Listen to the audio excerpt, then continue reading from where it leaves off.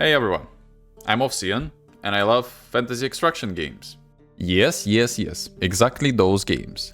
You go into the dungeon, you find some loot, you fight with the PvE and other players, and you try to get out. You can think the simplest gameplay loop that can be there, and what can go wrong. But for some reason the genre is dying.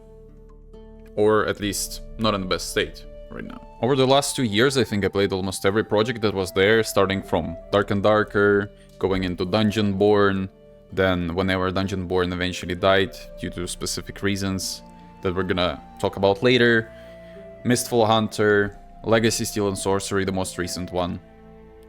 All of them are unique games, each one of them is trying to focus on different aspects of the gameplay loop.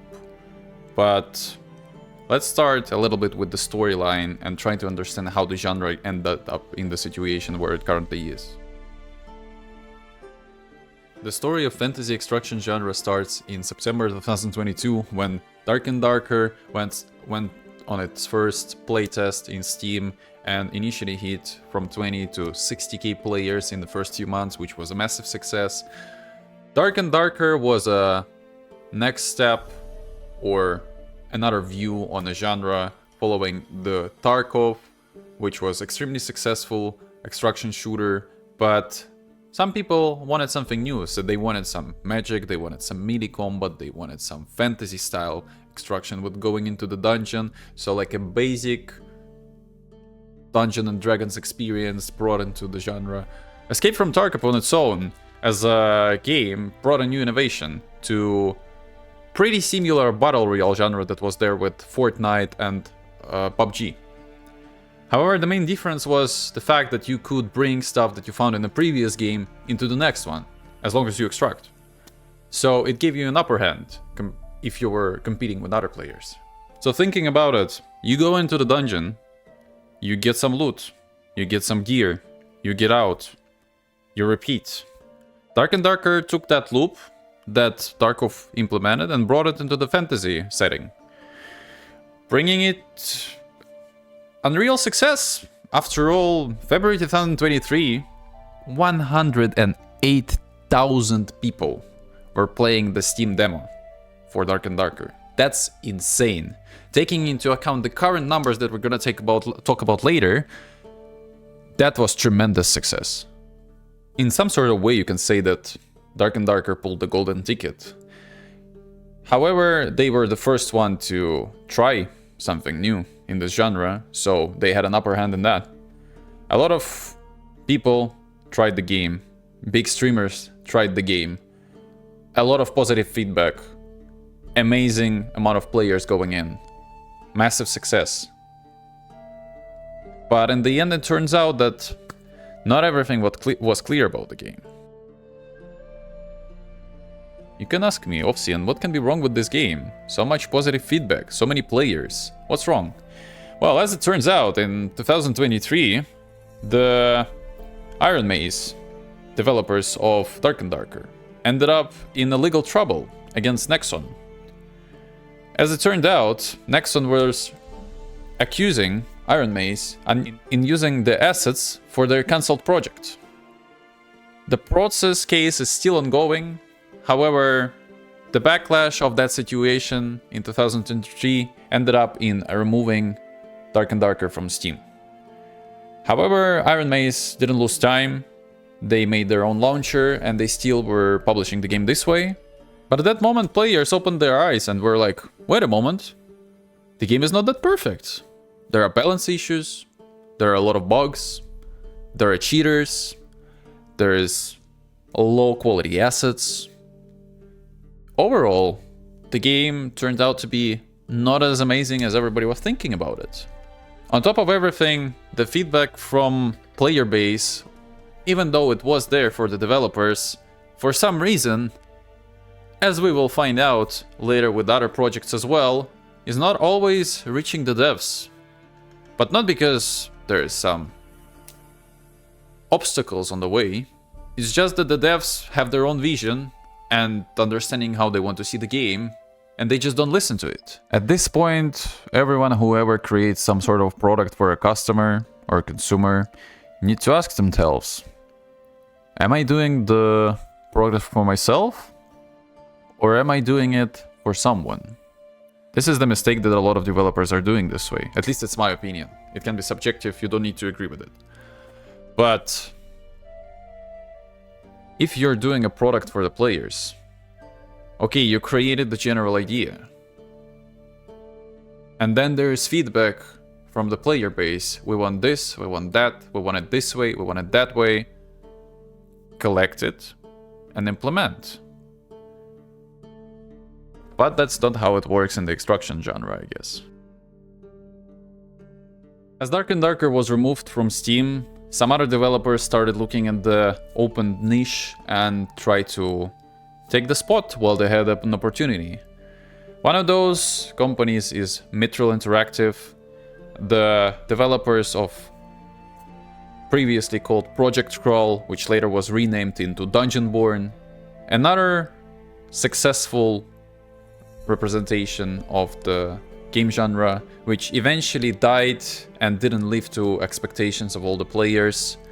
The game had a massive success during the playtest in February 2024, which later was followed by another final playtest in July and early access release straight after.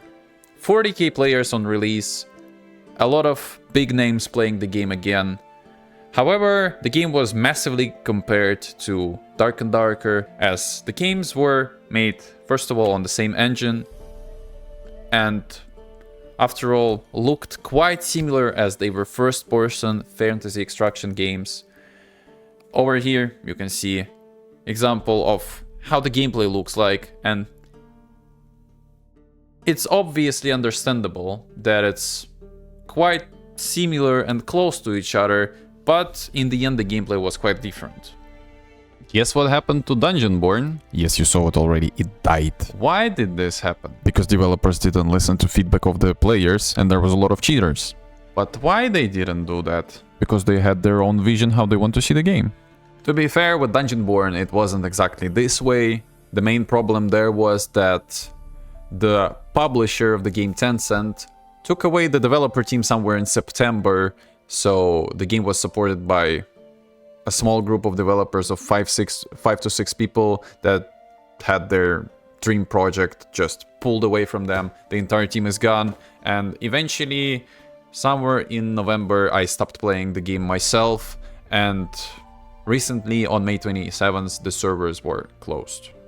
And funny or not, but those are all competitors that are there. At least among the projects that considered to be released already. Of course, there is still a Mistfall Hunter and Legacy Steel and Sorcery, which are... Mistfall is in playtest stage still, and as the previous playtest recently finished, there's no information about whenever the next one is gonna happen.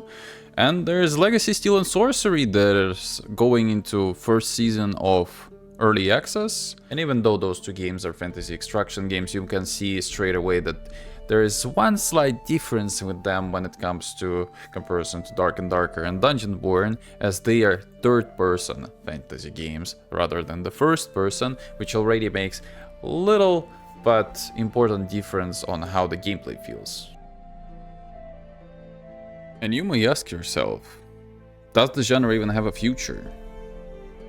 Taking into account the recent news about what's gonna happen with Dark and Darker, for those who doesn't know, the developer from Iron Maze recently published the information that they are planning to remove solo and duo queues from the game for multiple reasons.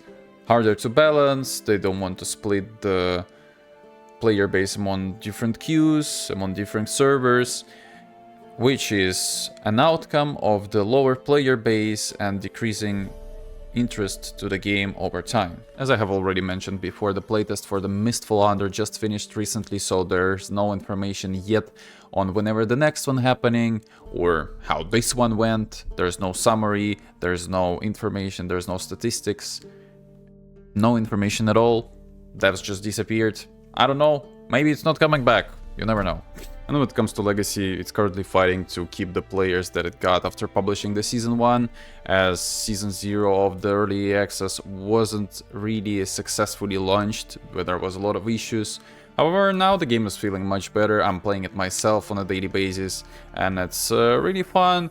It's struggling a little bit with the player count, however, it's early access and the devs are still there. I really like about this project the passion that the devs have. At that, also one of the really nice things that they have is the meet the dev sessions that they organize on Discord, there where you basically can come and ask the questions that you have about the game yourself, which is really nice because that's one of the main problems that was mentioned throughout this video, that feedback is not reaching the developers, and I hope that me and other content creators will be able to provide that necessary information to the devs that we need this, this, and this, and this. We don't need that, and that, and that, and that. I understand that the vision of the developers is important for the game. However, after all, the game is done for us, for the players, and I want the player opinions to be taken into account. Aside from the projects that were mentioned in this video, unfortunately there is nothing coming on site when it comes to fantasy extraction genre, and yeah, it's not in the best spot right now. It's really suffering. It really needs that one hero that will open the dungeon door and will actually get to the service and extract that specific game that everybody will be playing, because it's really sad. The genre is really nice, and probably it's struggling because it's a niche within a niche. Because like there's a whole niche of the extraction games in general, and within that niche this one is even smaller with fantasy on top of it. Then at the same time it's really hard genre to develop. You need the balanced PvE plus a skill-based PvP, you need to merge it together, you need to balance it so the classes are not overpowered or anything, so the players can keep playing and receive satisfaction from the gameplay loop. You need to think about how to make it competitive without ruining the experience for the players. You need to think about the progression, about the economy. All of this stuff is so complex. It's like developing an MMO. You can't think of one thing without taking into account another one, which makes it really complicated. I only can hope that anytime soon there's something shows up, or one of the projects that are still in development are blowing up and there's a big player count and there's one game that I can play without hoping that it's not gonna die anytime soon. I hope you enjoyed this video, guys. Subscribe to the channel, leave a comment below what do you think about the extraction genre and the fantasy extraction in particular. And aside from that, catch me live every single day streaming on Twitch TV/Ovsian, kick.com/Ovsian, and YouTube Ovsian TV every morning 10 AM Central European Time. I'll see you there, guys. Enjoy. Have a nice one.